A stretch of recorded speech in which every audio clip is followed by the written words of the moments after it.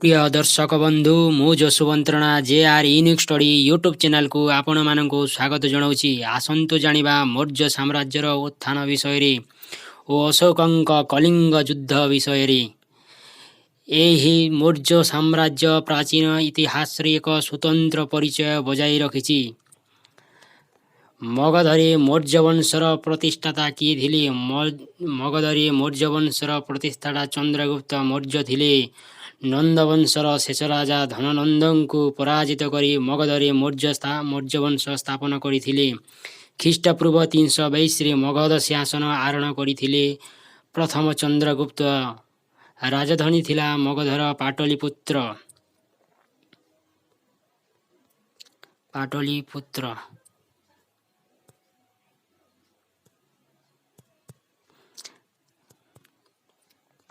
निम्नलिखित मध्यरु चाणक्य केउं ग्रंथ रचना करथिले? अर्थशास्त्र चाणक्य रचना करथिले।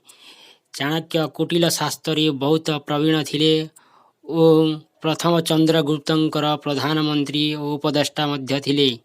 चाणक्य को विष्णुगुप्त कौटिल्य नाम रे मध्य नामित करा जायथिला बा तांकर अन्य नाम थिला। ए ग्रंथ मौर्य साम्राज्यर शासन पद्धति और राजनीतिक सामाजिक और अर्थनैतिक व्यवस्था संपर्क वर्णना करा जायछि। चंद्रगुप्त मौर्यंक साहाय्य मगधरु नंदवंश लोप करथिले चाणक्य। आलेक्जांडरंक सेनापति सेलुकस निकोटर को केबे चंद्रगुप्त मौर्य परास्त करथिले?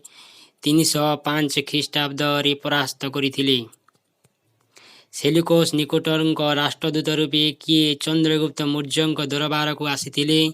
मेगास्थेनिक से 5 वर्ष रही प्रथम चंद्रगुप्तंक दरबार आसी ओ जहा देखिथिले ताहा तांक विषय वस्तांकर रचित पुस्तक लिखिथिले। मेगास्थेनिस निम्नलिखित मध्यरु केउं ग्रंथ रचना करथिले? मेगास्थेनिस इंडिका रचना करथिले। मुद्रा राक्षस रचना करथिले। विशाखदत्त पंचतंत्र रचना करथिले। विश्वशर्मा और अस्त्र शास्त्र रचना करथिले चाणक्य। ग्रीक राजदूत भावे मेगास्थेनिस भारत को आसीथिले। मौर्य राजनीति और शासन व्यवस्था विशेष करी पौर शासन विषय अनेक कथा वर्णना करा जायछि। मौर्य शासन संबंध विषय इंडिका और अर्थशास्त्र रे संपूर्ण रूपे मिली थाई। मौर्य वंशर केउं राजा को ग्रीक माने अमृत घात उपाधि देइथिले? बिंदुसार को मौर्य वंशर ग्रीक माने बिंदुसार राजा को अमृत घात उपाधि देइथिले। से तांक राजनीति समय रे 16 जन राजा को परास्त करी सेमानंक राज्य को मौर्य साम्राज्य रे मिसाइथिले। ख्रीष्टपूर्व 298 रु 273 शासन समय थिला। से प्रथम चंद्रगुप्तंकर सुयोग्य संतान थिले।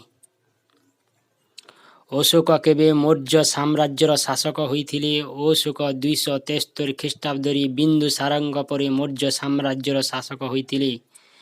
भातृ विवाद पाई तांकर अभिषेक उत्सव 4 वर्ष परे ख्रीष्टपूर्व 269 रे होइथिला। बौद्ध धर्म ग्रंथ दीपवंश अनुसार अशोक 69 जन को हत्या करी ख्रीष्ट 69 जन भाई को हत्या करी ख्रीष्टपूर्व 273 मगध सिंहासन आरोहण करथिले।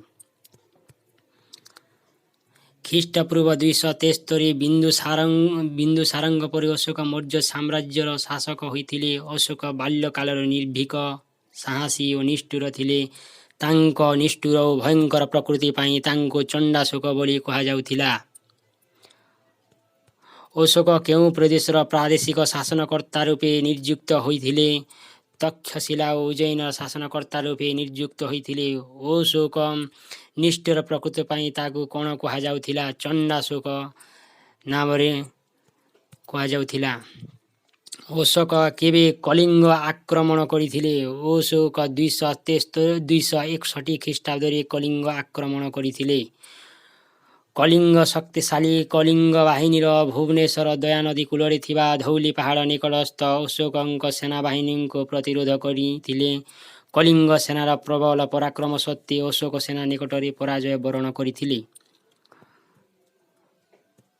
कुहाଯାଏ कलिंग युद्ध समय दया नदी रक्त वर्ण धारण करथिला। एति लोकंक शिरछेदन होइथिला। रक्ताक्तरे ଦୟା ନଦୀ କୂଳ ରକ୍ତବର୍ଣ୍ଣ ସୃଷ୍ଟି ହୋଇଥିଲା ସମ୍ପୂର୍ଣ୍ଣ ଦୟା ନଦୀର ପାଣି। କଳିଙ୍ଗ ଆକ୍ରମଣ ପଛରେ ମୁଖ୍ୟ କାରଣ ରାଜନୈତିକ, ଅର୍ଥନୈତିକ, ବାଣିଜ୍ୟିକ କାରଣ ଥିଲା।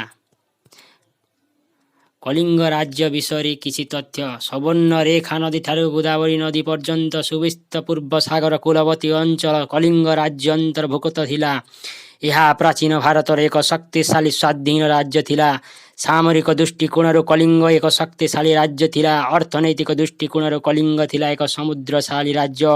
ଅଶୋକ ନିଜର ସାମ୍ରାଜ୍ୟ ବିସ୍ତାର ଲିପାସାକୁ ଚରିତାର୍ଥ କରିବା ପାଇଁ ତଥା ଅଖଣ୍ଡ ଭାରତର ଅଧିକାରୀ ହେବା ପାଇଁ ଅଶୋକ କଳିଙ୍ଗ ଅଧିକାର କରିଥିଲେ। ଏହା ସହିତ ଆଉ ଅନେକ କାରଣ ଅଛି। ଅଶୋକଙ୍କର କେଉଁ ଶିଳାଲେଖରୁ କଳିଙ୍ଗ ଯୁଦ୍ଧ ବିଷୟରେ ବିବରଣୀ ମିଳିଥାଏ? ଅଶୋକଙ୍କ ତ୍ରୟୋଦଶ ଶିଳାଲେଖରୁ କଳିଙ୍ଗ ଯୁଦ୍ଧ ବିଷୟରେ ବିବରଣୀ ମିଳିଥାଏ।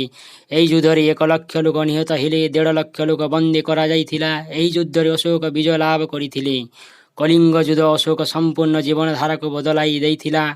କଳିଙ୍ଗ ଯୁଦ୍ଧ ଦ୍ୱାରା ହୋଇଥିବା ରକ୍ତପାତ ହିଁ ଅଶୋକଙ୍କୁ ଚଣ୍ଡାଶୋକରୁ ଧର୍ମଶୋକରେ ପରିଣତ କରିଥିଲା। ଆସନ୍ତୁ ଆଗକୁ ଜାଣିବା। ଆଉ ଯେତେ ସମସ୍ତ କୋଶ୍ଚିନ୍ ରହିଛି ପାର୍ଟ 2ରେ ଡିସ୍କସନ୍ କରିବା। ଯଦି ଭିଡ଼ିଓଟି ଭଲ ଲାଗିଥାଏ ତାହେଲେ ଲାଇକ୍, ସେୟାର ଓ ସବସ୍କ୍ରାଇବ୍ କରିବାକୁ ଜମା ବି ଭୁଲିବେ ନାହିଁ। ଜୟ ଜଗନ୍ନାଥ।